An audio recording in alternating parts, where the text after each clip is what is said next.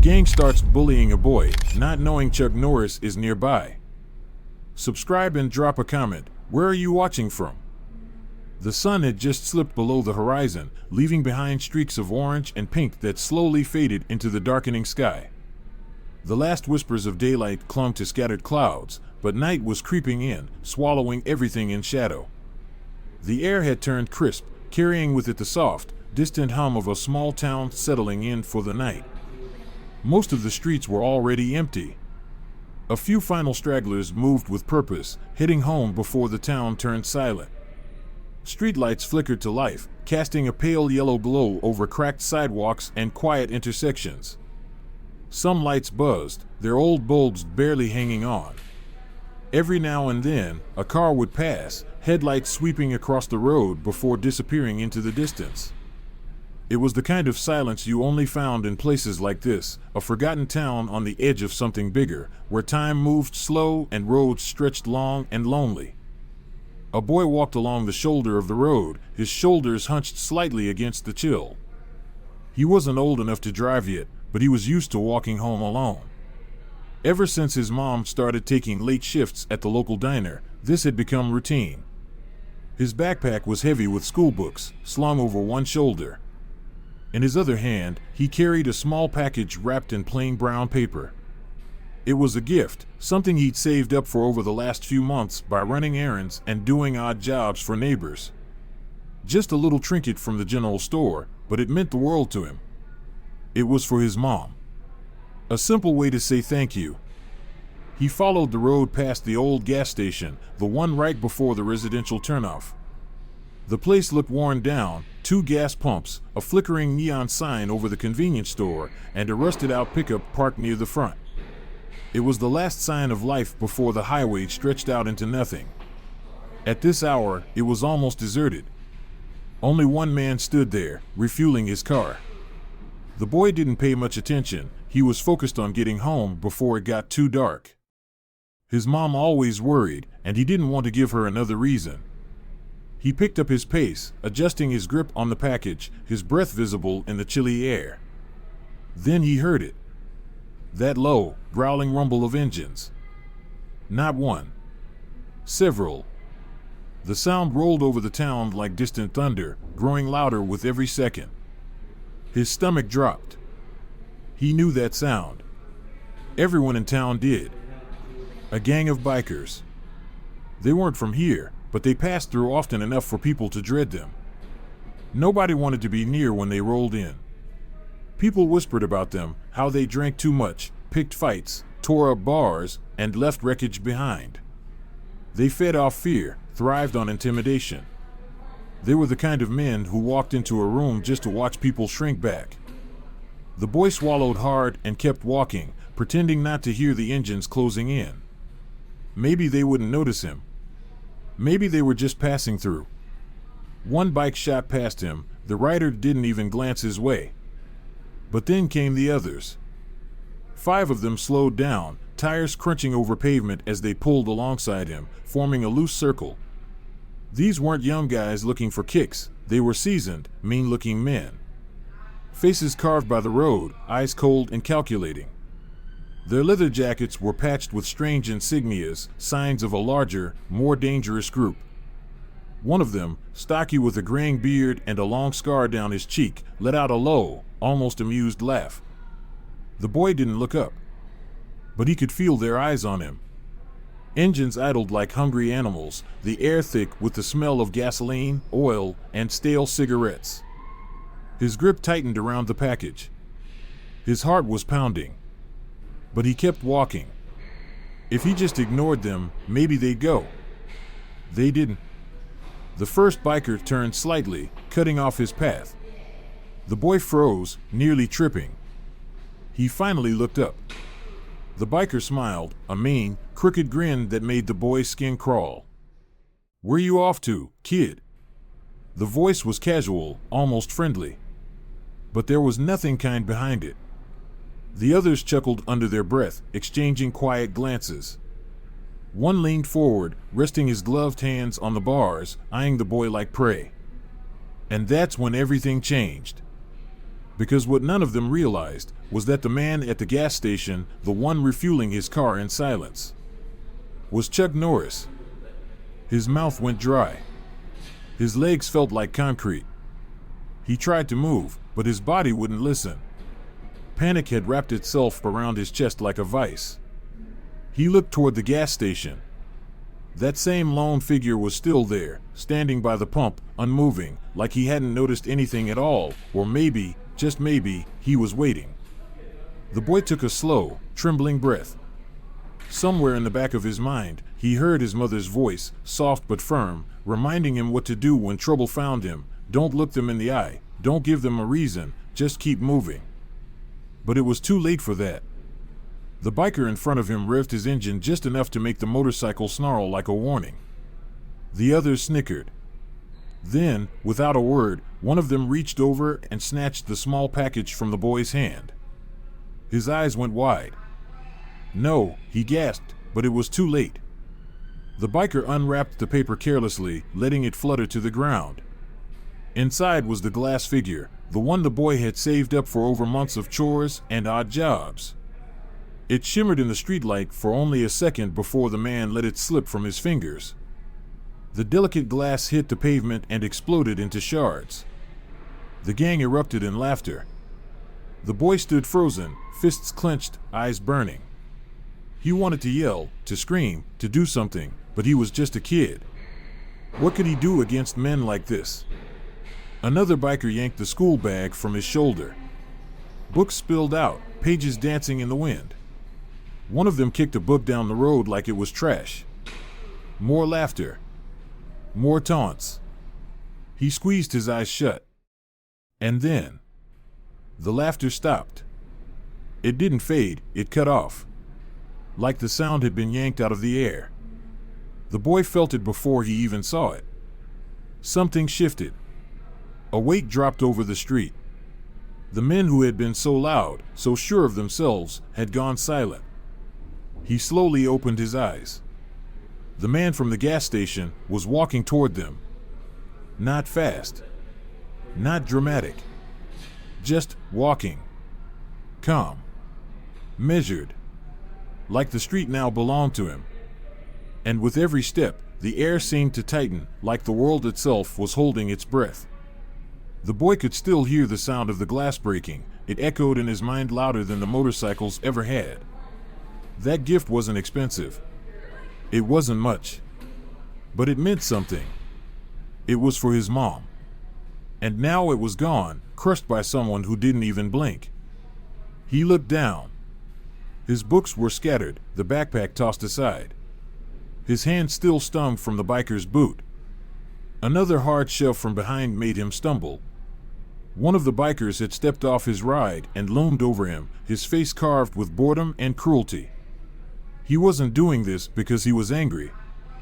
He was doing it because he could. The others watched like spectators in an arena, waiting to see how far it would go. The boy fought back the lump in his throat and crouched, trying to gather his books. Maybe if he stayed quiet, stayed small, they'd lose interest. But then, a boot slammed down on his hand. He gasped and jerked back, just barely pulling it away before the pressure increased. The biker laughed. Look at him, another one sneered from his bike. Like a little mouse in a trap. More laughter. More mocking. Another boot sent his school bag skidding down the road, landing near the curb. Maybe he's got something good in there, one of them said. Could be worth checking out. The boy scrambled toward it, desperation flooding his chest. He didn't have anything they'd want. But it didn't matter. This wasn't about what he had. It was about breaking him. A hand grabbed the back of his jacket and hauled him to his feet like he weighed nothing. Before he could even balance himself, another shove sent him slamming against the side of a motorcycle. It rocked slightly under the impact. Where you going, kid? The voice was light, even playful. The kind of playful that made your skin crawl. We're just getting started. He said nothing. Couldn't. His throat was tight. His heart was hammering. Every instinct told him not to show fear, but he didn't know how much longer he could hold out. The scarred biker, the one who'd crushed the glass, crouched down and picked up one of the fallen books. He flipped through it lazily, then smirked. "You actually read this crap?" His tone dripped with mockery. "What's the point? Bet no one even notices a kid like you." The boy clenched his jaw. That was all it took.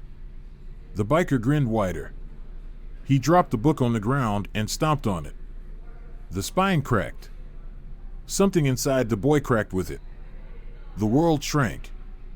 The darkness pressed in. No one was coming. No one except him. The man from the gas station. He was still walking toward them. Not rushing. Not shouting. Just closing the distance with the kind of calm that made grown men nervous. And now, the bikers had noticed. The air shifted. Not with sound, not with movement, just a subtle weight, like the atmosphere itself had changed its mind. The laughter stopped. The smirks faded. And what replaced them was caution. The man didn't rush. He didn't need to.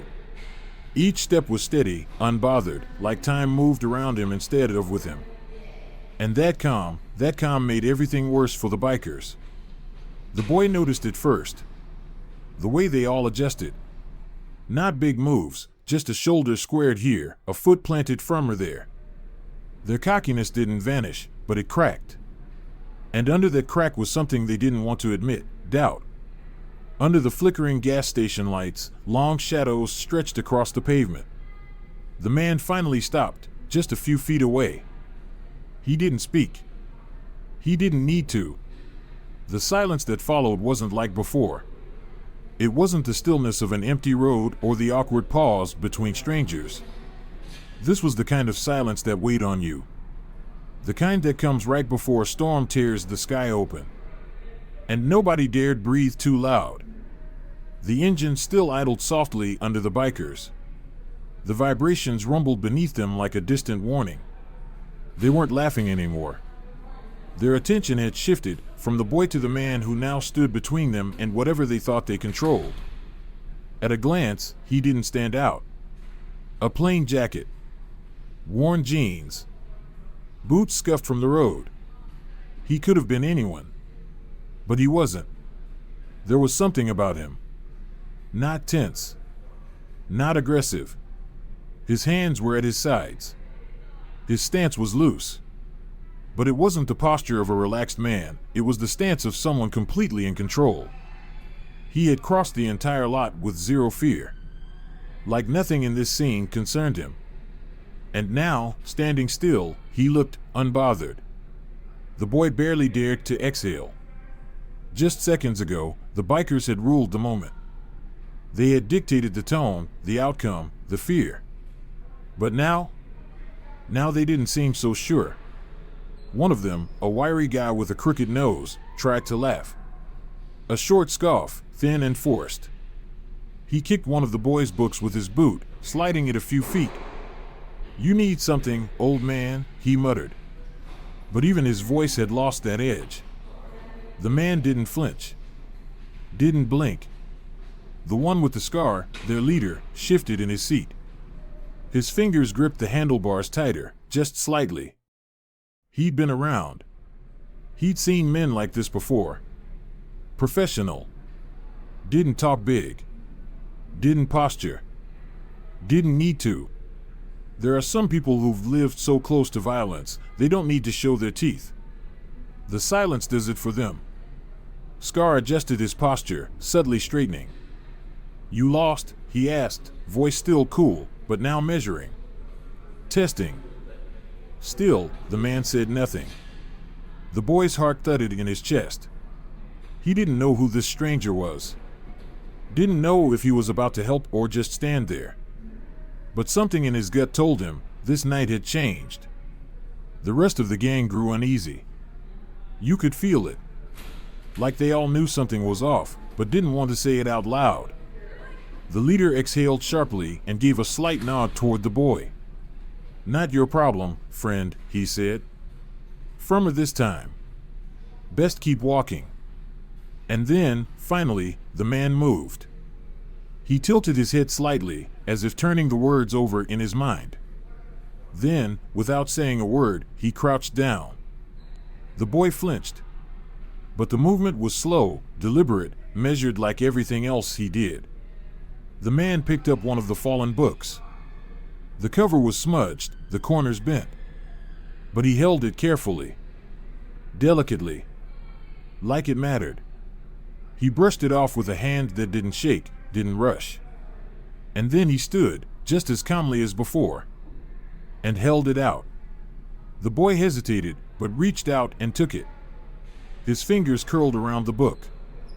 His pulse still roared in his ears. But he didn't look away. The bikers exchanged glances. It was such a small thing. A quiet act. But in that moment, it felt like the floor had shifted under them. The leader's eyes darkened. "You deaf, old man," he snapped. But that confidence? It was gone. The air had turned razor thin. That brief flicker of calm? It sharpened into something closer to a warning. The man finally lifted his gaze, and for the first time that night, he spoke. "You should leave." 3 words.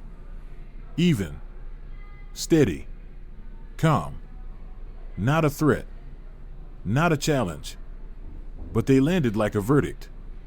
The leader's jaw clenched. Around him, the other bikers adjusted, hands gripping handlebars tighter, shoulders stiffening. The mood shifted, like a rubber band stretched too far. The boy could hear his own heartbeat now, loud and pounding, as if the entire street was holding its breath. It wasn't the words. It was how he said them. The quiet certainty. The unshakable finality. The kind of calm that only belongs to someone who doesn't bluff, because they never need to. For a long moment, nothing moved. Not the engines. Not the wind. Not the world. And then, the leader broke the moment with a scoff and looked away. "Let's go," he muttered, firing up his engine. One by one, the others hesitated, then followed, their bikes growling back to life. The leader gave the man one last look, eyes hard but voice weaker now. "Next time, mind your business." It rang hollow. Empty. Like a man trying to save face on his way out. The man didn't answer. Didn't flinch. Didn't even watch them leave. The motorcycles peeled off into the dark, engines fading down the road until only the wind remained. And just like that, silence returned. The boy stood still, frozen. His hands still trembled, clutching the rescued book. His thoughts were spinning, barely able to process what had just happened. The man turned toward him, his expression unreadable. "You all right?" The voice was quiet, firm, unshaken. The boy nodded slowly. His voice didn't work at first, but he pushed it out. "Yeah." The man gave a single nod. "Get home." No softness. No grand moment of comfort. Just a simple instruction, clear and final. And then he turned and walked back toward his truck, like nothing unusual had occurred. The boy stood there in the flickering light of the gas station. Glass still shimmered on the pavement, shattered pieces of the gift he had worked so hard for. The wind picked up again, scattering dust and scraps of torn paper. The gang, who minutes ago had owned the street, were now just a fading memory, like a bad dream clearing after sunrise. And in their absence, a strange stillness took hold. He looked down at the book in his hands. His fingers still shook. The adrenaline still lingered, stiff in his legs and tight in his chest.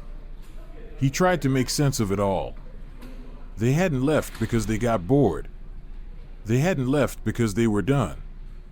They left because of him. The man who hadn't shouted, hadn't swung, hadn't threatened. The man who had simply stood his ground, and in doing so, turned the entire night around. He turned slightly, glancing toward the truck. Chuck Norris. He was just there, filling up his tank like it was just another Tuesday, adjusting the fuel cap with the same slow, methodical care he'd used to pick up that book. The wind caught the edge of his jacket. The yellow glow from the overhead lights stretched his shadow long across the ground. The boy swallowed, unsure what to say. He wanted to say something, maybe thank you, maybe who are you? But the words just sat on his tongue. Chuck turned slightly, catching his eye again. That same calm, steady gaze. No pride. No smugness. Just the weight of someone who's seen this kind of thing more times than they'd care to admit. You all right? He asked again. Same voice. Same weight. The boy nodded, slower this time. Yeah, I think so. His voice was hoarse. Chuck steadied him for a beat, then nodded once. Get home. It wasn't a suggestion. The boy hesitated, then finally knelt and began collecting his things. His hands were clumsy, his fingers fumbling through dirt and bent paper. His backpack was scuffed, but still intact. He threw it over his shoulder. He looked one last time at the shattered remains of the glass trinket, then turned back toward the road. He took a step, then stopped. There was a feeling in his chest now. Something heavy. Something unspoken. He looked back. Chuck was still by the truck, finishing up, unfazed by the night's events. The boy opened his mouth, searching for something, anything, to break the silence that had settled after the bikers left. But before he could say a word, another sound cut through the night. A low, deliberate rumble broke the silence. The boy froze. This sound wasn't fading into the distance like before, it was close. Too close. From the far side of the gas station, a single motorcycle rolled into view. It wasn't like the others. The engine was deeper. The headlight dimmer, predatory. It crept across the pavement like a shadow with wheels. And then came another. And another. The leader had returned. The boy's stomach dropped. They hadn't left. They'd circled back, waiting. For the moment when the dust had settled. When false calm had started to set in. Chuck hadn't moved. Hadn't turned his head. Hadn't flinched. But the boy could tell, he knew they were coming. The motorcycles rolled to a stop just a few yards away. Their headlights slashed through the dark, casting jagged shadows across the lot. The engines idled, growling low, like something caged and ready to snap. The leader swung a leg off his bike and stepped forward, slow and heavy. His boots scraped against the pavement. His gaze was locked on Chuck. The boy stepped back. Everything in him screamed run. But something about the way Chuck stood still, completely calm, kept him frozen in place. The leader's expression twisted with dark irritation. Didn't like how that ended, he said, his voice echoing across the lot. He took another step closer. I don't appreciate people messing with my business. Chuck turned his head, just slightly, and met the man's eyes. Still, he didn't speak. You think you just walk in, scare us off, and that's it, the leader sneered, waving a hand behind him. That ain't how this works. The air shifted again, this time sharper. Like the moment before a match is struck. You could feel it building. The other bikers dismounted. Heavier. Angrier. More prepared than before. They hadn't come back to talk. The leader rolled his shoulders, exhaling with a bitter chuckle. Let's see if you've got more than just a stare, old man. The boy's breath caught. He knew what was coming. But deep down, he also knew Chuck had known all along. The leader stepped forward. And Chuck moved. Not fast. Not loud. But with total control. His body shifted, muscles rolling under his jacket. Not tensed. Not bracing. Just ready.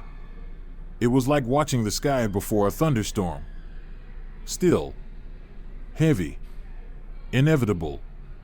The leader smirked, took a final step. And in a blink, everything erupted. The biker lunged first, swing wild and angry. Chuck didn't flinch. He stepped aside, clean, fluid, and drove his forearm into the man's ribs. Not to break him, just to drop him. The man gasped and stumbled back, folding. Before the others could process it, a second biker came at Chuck, faster, smarter. But Chuck had already read him. Pivot. Sidestep. Elbow, clean and sharp, to the chin. Crack. The man dropped like a bag of bricks. The rest of the gang hesitated. This wasn't how it was supposed to go. They had numbers. They had weapons. They were supposed to dominate. Instead, two were already down. And Chuck? He was still calm. Still standing. Still untouched. The leader snapped. Get him. The rest of the crew charged. The boy couldn't even process what happened next. 5 men, bigger, stronger, furious, rushed Chuck all at once. He didn't retreat. Didn't defend. He moved. A chain swung for his ribs. Chuck ducked, smooth as water, and struck the attacker in the gut. The chain dropped. So did the man. Another swung a broken bottle. Chuck twisted the wrist, disarmed him, and slammed him headfirst into a bike. Metal clanged. The man dropped. Another? A spinning kick sent him flying across the lot. It wasn't flashy. It wasn't dramatic. It was precise. Every move was controlled, efficient, done with the kind of discipline that only comes from decades of knowing how to end a fight before it ever begins. The last 2 bikers froze. All that confidence, gone. Their eyes darted to their fallen friends, then back to Chuck. The only one still breathing easy. The taller one backed up. The leader didn't. Pride dug deeper than pain. He pulled a knife. The blade flashed under the lights. What now, old man? He lunged. But Chuck was already moving. His hand caught the biker's wrist midair, stopping the blade inches from his chest. The leader's face changed, shock, pain. Chuck twisted. The man dropped the knife with a grunt. Chuck struck, palm to the chest. Grabbed the collar. And in one clean, terrifying motion. Slam. The biker hit the pavement with a sound that felt final. Everything went still. The others ran. Boots scrambled. Engines roared. Tires screeched into the night. The boy stood frozen. His chest tight. His hand still clutching the book. Chuck turned to the groaning leader on the ground, crouched beside him. Stay down. Calm. Certain. The leader didn't argue. Chuck stood, brushed off his jacket, and finally turned to the boy. You all right? The boy nodded. Barely. Chuck held his gaze for a moment longer. Then simply said, Go home. And just like that, it was over. Justice didn't come tonight with sirens. It didn't come in a badge or a uniform. It came in the quiet form of a man who refused to walk away. The boy lingered, his gaze heavy with a question he couldn't quite ask. He cleared his throat. Mr. Norris? Chuck paused by the truck. Thanks. Chuck gave a small nod. Go home. This time, there was something gentler beneath the words. The boy didn't look back. He didn't need to. Chuck watched him disappear into the night, then turned back to his truck. The leader groaned behind him, broken in pride more than bone. Chuck climbed in, started the engine, and with one last look at the empty lot, he drove off. Some fights don't need to be loud. Some heroes don't need to shout. But when the world forgets what quiet strength looks like, Chuck Norris reminds them. Enjoyed this story? Smash that subscribe button, drop a comment telling us where you're watching from, and share this video with someone who still believes in doing the right thing, quietly. More stories like this? They're already on the way.